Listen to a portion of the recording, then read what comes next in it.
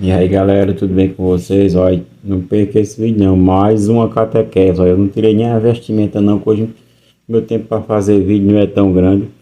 Mas quando eu começo a fazer, eu faço uma linha de estudo, né? Para eu fazer um, dois, três e deixar guardado na galeria de celular. E aí eu vou enviando para vocês. Olha, não perca não. Olha, você que vai passar, vai passando, passando. Não passa não, assiste um pouquinho. Vamos escutar minhas argumentações. Se você não gostou também, beleza, a gente continua na mesma amizade. Se você gostou, compartilhe com seu amigo. Arruma mais um inscrito aí. Bora, vamos empurrar esse carro para frente, bora. Olha, eu vou te dizer a você já, porque você não deve interpretar as escrituras da sua maneira. Por que você não deve? Porque nós temos o magistério da igreja, nós temos um catecismo, nós temos uma tradição. E você que é católico, não cometa esse erro de protestante, não. Por quê? Ó, esse vídeo é direcionado para católico, viu? Protestante que vem para cá zoar, baixa sua bola, viu? Quer escutar? Escuta. Não quer? Passa direto com esse vídeo. A amizade da gente é a mesma. Eu gosto dos irmãos protestantes, mas tem uns que são atrevidinhos, né? Mas eu gosto, né? Aquele, como fala o padre Luiz Toro, os evangélicos, né? Vamos lá. Porque eu não devo interpretar as escrituras da minha maneira? Preste atenção que vai dar problema se eu interpretar da minha maneira. Olha, o próprio Papa Pedro, o nosso Papa, primeiro Papa São Pedro, na sua segunda carta, capítulo 1, versículo 20, ele deixa bem claro: antes de tudo, sabeis que nenhuma profecia da Escritura é de interpretação pessoal, porque jamais uma profecia foi proferida por efeito de uma vontade humana. Homens inspirados pelo Espírito Santo falaram da parte de Deus. Homens inspirados. E hoje, e São Pedro, quando fala isso, ele está dando ênfase à igreja, né? Aquela que é a coluna e baluarte da verdade, ou a coluna e sustentáculo da verdade. 1 Timóteo 3,15, outro texto usado, abençoado, né? É a igreja, São Pedro está dizendo. Porque esses homens eram homens da Santa Igreja Católica e Apostólica Romana que foram conduzidos pelo Espírito Santo, né? O próprio Pedro, ele nos mostra, quando a gente começa a querer interpretar as escrituras da própria maneira, dá com os burros na água. Preste atenção, isso já aconteceu com os testemunhos de Jeová, com os adventistas do sétimo dia, tentando adivinhar o fim dos tempos, a vinda de Cristo, e deu errado. Por quê? Porque é interpretação pessoal, minha gente. É uma congregação que vem a partir do pensamento de um indivíduo. Não é um pensamento apostólico, mas é de um indivíduo, prestem atenção. E esse indivíduo, ele se autodenomina evangelista, ou apóstolo, ou aquele do chapeuzão. Vocês escolhem aí o que vocês pensarem aí, né?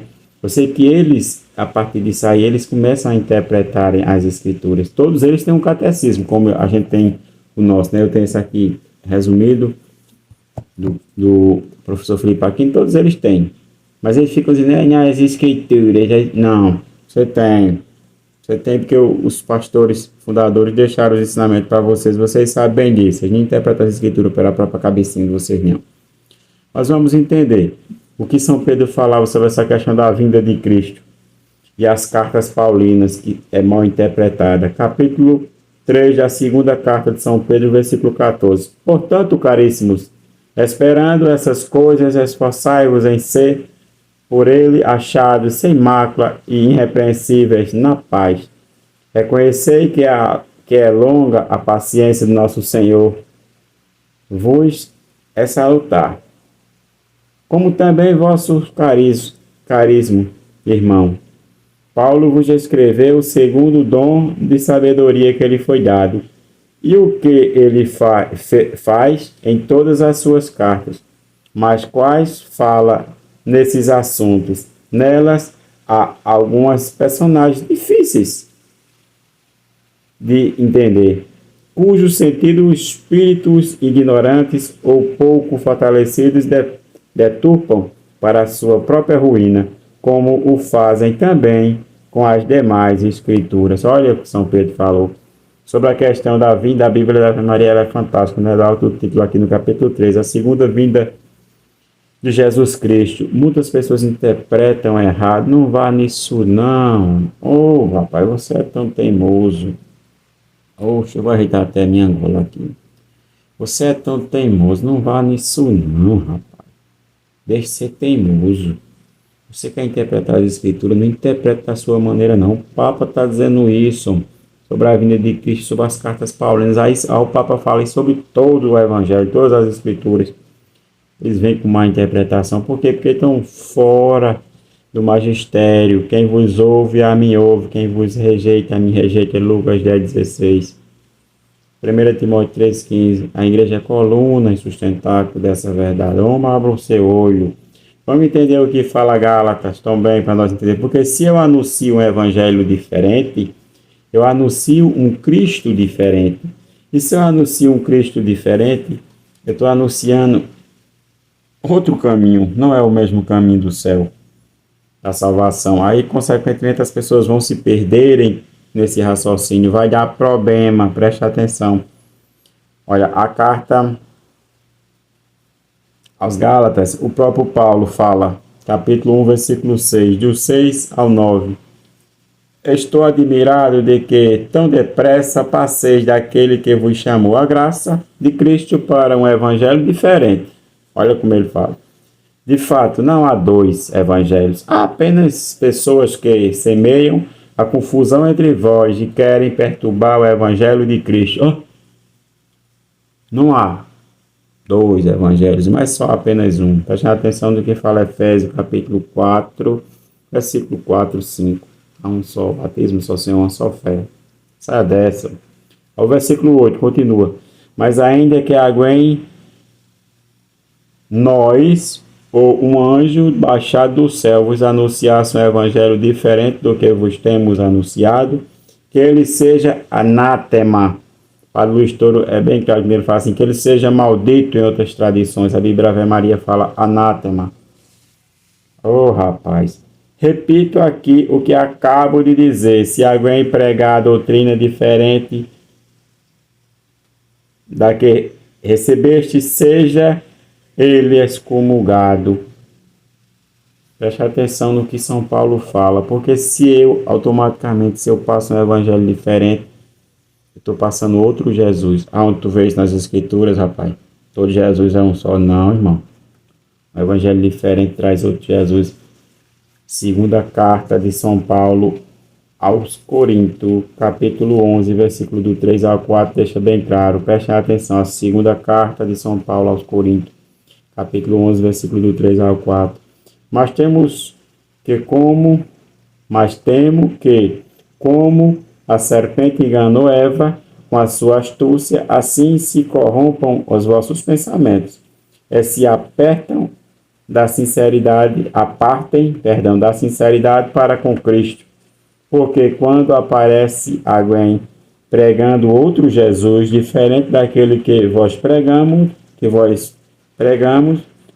ou se trata de receber outro espírito diferente do que haveis recebido, o outro evangelho diverso do que haveis abraçado, de boa mente o aceitais. São Paulo fala dessa fragilidade nossa. Recebe outro evangelho e acha que é Cristo, acha que é da parte de Deus. Não é não, minha gente. Olha o que São Paulo fala. Dois evangelhos. Se a gente recebe um evangelho diferente, estamos falando do outro Cristo. Não é o Cristo filho da Virgem Maria, não é o Cristo que morreu por nós na cruz. É um Cristo inventado pela minha cabeça ou a sua, que vive longe do magistério, tá bom? Que vive longe da Santa Igreja. Porque tem como a palavra de Deus ela vai se completar. No Evangelho de São João, a gente vê o desejo de nosso Senhor Jesus Cristo. Imagine o que nosso Senhor Jesus Cristo falou nesse grande Evangelho de São João. Capítulo 17, versículo 20 e 21. Não rogo somente por eles, aí Jesus está falando para os apóstolos, mas também por aqueles que por sua palavra hão de crer em mim. Aí ele está falando para nós, os leigos, para que todos sejam um, assim como tu, Pai, está em mim e eu em ti, para que também eles estejam em nós, e o mundo creia que tu me enviastes. Dar-lhe-ei a glória que me destes, para que sejam um, como nós somos um. Essa passagem aqui ela é bem interessante. Foi uma das, das passagens bíblicas que chocou-se com esse pastor Eduardo Faria, presbiteriano, e ele se converteu. A patrística e o evangelho se chocando com os pontos errados da doutrina presbiteriana sobre o evangelho, tá certo?